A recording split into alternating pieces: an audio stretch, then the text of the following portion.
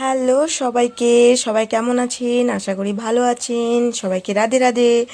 তো এখানে আজকে সকালবেলার থেকে অনেক ব্যস্ত ছিলাম।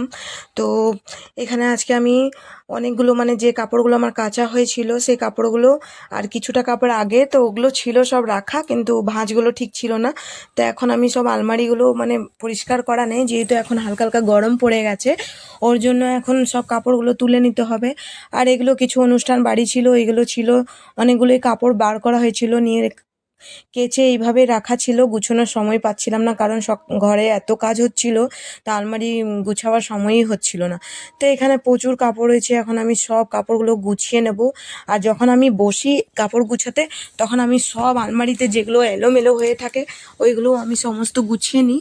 তো এখানে আমি এখন গুছিয়ে নিচ্ছি। আর দেখুন কত কাপড় ছিল, এগুলো সব ভাঁজ করে নিয়েছি। চাদর, আমার কাপড়, ওর কাপড়। আলমারিটা খুলে দেখছি আলমারিতে বের করেছি এক একটা করে টেনে টেনে, আর বাকি কাপড়গুলো সব উল্টো পাল্টা হয়ে ভাঁজ হয়ে আছে। আর আলমারিটাতে একটাই আলমারি, আর এত কষ্ট হয় কাপড় রাখতে, আর প্রচুর কাপড় আছে। আর তারপরে ওইদিকে সুটকেস আছে, আমার কাপড় এখানে এই পুরো ইয়েটাতে আমার কাপড় আছে, শাড়ি, চুড়িদার, ব্লাউজ, সায়া সব এখানে ভর্তি আছে। আর এই নিচেরটা যেটা আছে এটাতে ওর কাপড় কিছুটা আছে, যেগুলো এদিক ওদিক যাওয়ার জন্য টুকটাক লাগে। আর ওই পাশেরটাতে আছে বিছনা চাদর, বালিশের খোল, এইসব রাখা থাকে।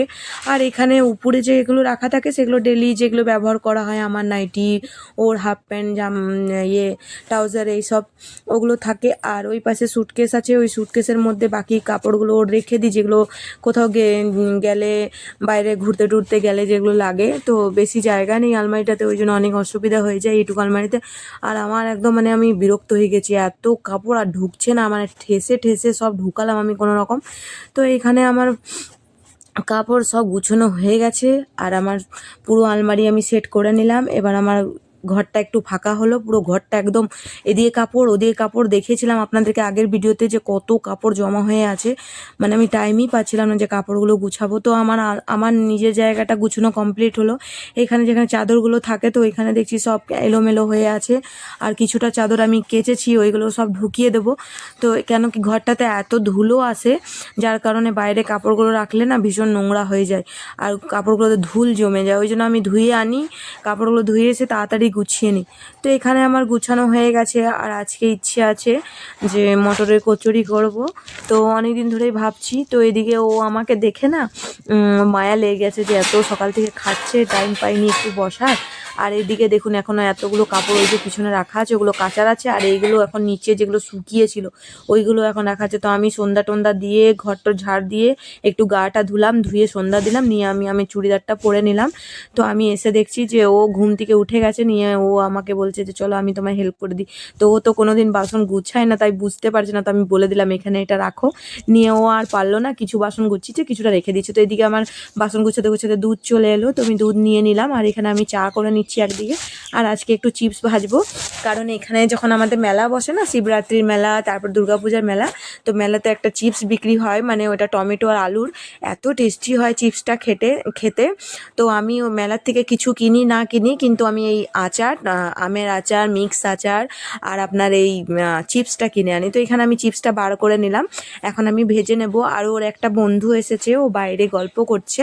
তো আমি বললাম যে চা করছি, তো ওকেও বলো একটু চা খেয়ে নেবে।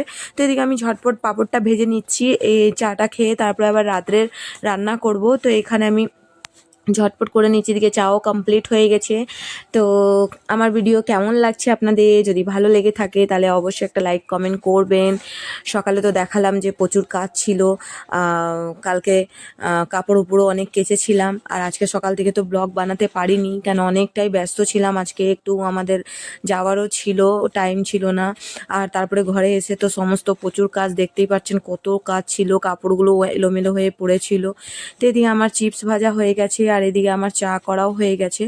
তো এবার আমি চাটা দিয়ে নেবো। আর এখানে আমি ভাববেন যে এতগুলো চিপস ভেঙেছে কেন, কারণ চিপসগুলো নিয়েছি একটুখানি, কিন্তু ভাজার পর একটু ফুলে ওঠে, তো তাই মনে হচ্ছে অনেকগুলো চিপস আছে। তো এই চিপসটা খেতে থাকবো না, তো মনে হবে যে আরও খেতে থাকি আরও খেতে থাকি, এরকম লাগে। মনই ভরে না, পেট ভরে যায় কিন্তু মন ভরে না, এত টেস্টি চিপসগুলো খেতে। তা আমি তো দাম 70 টাকা, 250। তো ওই 250 এনেছি, বেশি আনিনি, কারণ এত দাম। আর ওরাও তো কষ্ট করে, ধরুন ওদেরও তো যা দাম আছে সেটাই বলছে। এখন আমরাও যদি সব কিছু কিনে এনে বানাই তাহলে আমাদেরও সেই খরচা পড়ে যাবে। তো ওরা এত দূর থেকে আসছে, এসে এইখানে মেলা মানে জায়গা কিনছে, জায়গার ভাড়া দেয়, তারপরে ব্যবসা করছে, তো ওদের তো নেবে।